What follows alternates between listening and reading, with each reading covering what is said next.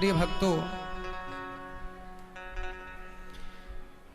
भगवान शुकदेव भगवान का जन्म हुआ और सन्यास लेने के लिए गए। मन को केंद्रित किया, भक्ति ज्ञान विराग बढ़ जाए। सूत जी महाराज से सौनक आदि ऋषियों ने सवाल किया। सूत जी ने कहा, हम आपको सार सुनाते हैं। भागवत जी सुनने के लिए देवता लोग भी लालायित रहते हैं।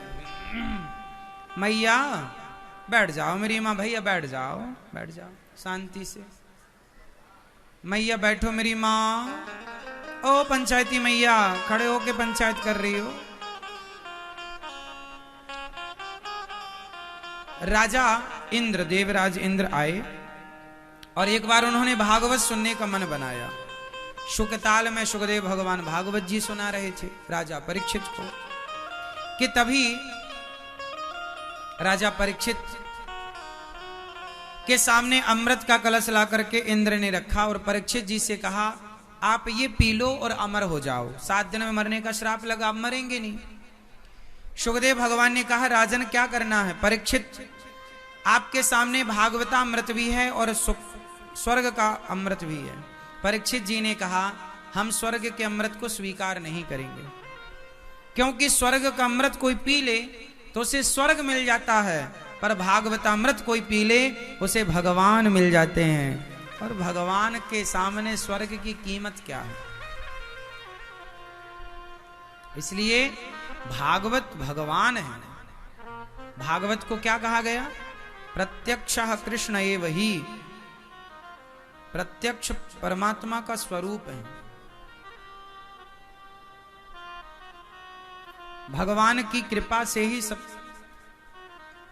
भागवत प्रविष्टः कर्णरंध्रेण, भगवान कानों से ही प्रवेश करते हैं। किससे प्रवेश करते हैं?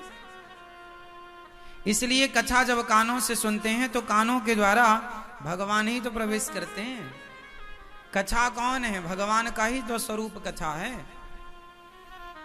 इंद्र ने कहा कि आप स्वर्ग का अमृत पी लो, परीक्षित जी ने मना किया। तब इंद्र को वहां से शुकदेव भगवान ने विदा कि आप अधिकारी नहीं है भागवत सुनने के, क्योंकि भागवत सुनने का अधिकारी वो है जो प्रेमी हो, और आप तो प्रेमी है नहीं, आप तो सौदागर हैं। लो भैया,